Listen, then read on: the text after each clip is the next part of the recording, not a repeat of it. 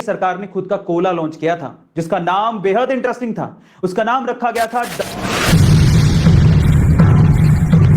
Coca Cola. दुनिया की most popular soft drinks में से एक है, लेकिन क्या आपको पता है कि इंडियन गवर्नमेंट ने एक बार खुद का भी कोला निकाला था?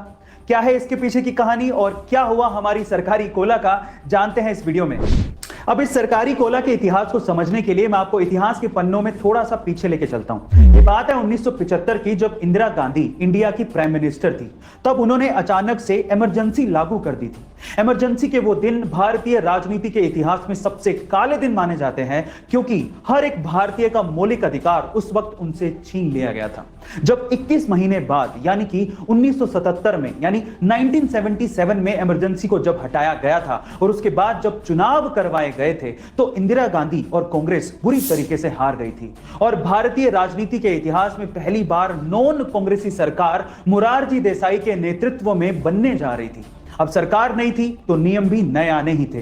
कुछ नए नियमों में एक नियम यह भी था कि अगर कोई मल्टीनेशनल कंपनी इंडिया में अपना बिजनेस चलाना चाहती है तो उसे इंडियन पार्टनर्स चुनने होंगे और उनको 60% हिस्सेदारी देनी होगी।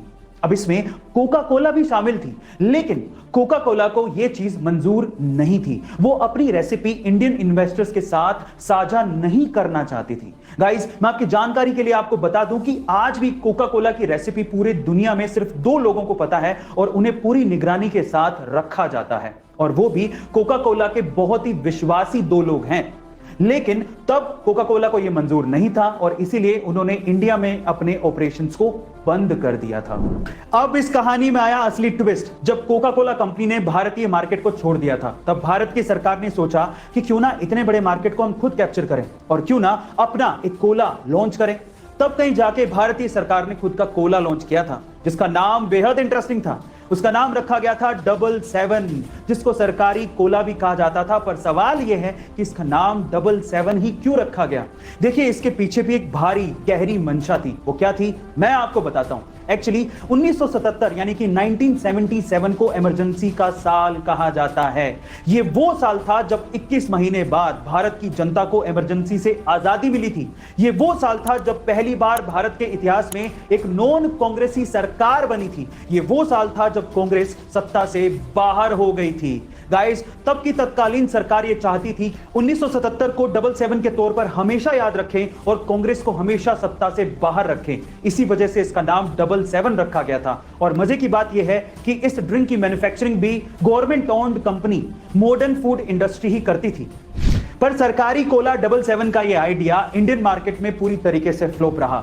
इंडियन मार्केट में 777 चल ही नहीं पाई, वैसे ही जैसे कि मोरारजी देसाई की सरकार नहीं चल पाई।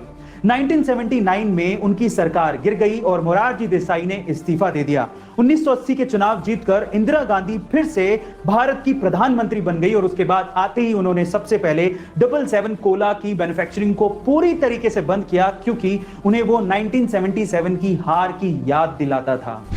Now moral of the story, 1977 की वो इमरजेंसी एक काला अध्याय था और जनता ने इसके लिए कांग्रेस को सबक भी सिखाया था। लेकिन उसी त्रासदी को अपनी ढाल बना के किसी कोल्ड ड्रिंक का नाम रख देना, यह भी शायद जनता को पसंद नहीं आया और इसका खामियाजा कहीं ना कहीं दूसरी सरकार को भी भुगतना पड़ा था। इसीलिए कहते हैं अपनी सोच सही रखना बेहद जरूरी है, और इस पे यह कहावत बिल्कुल सटीक बैठती है।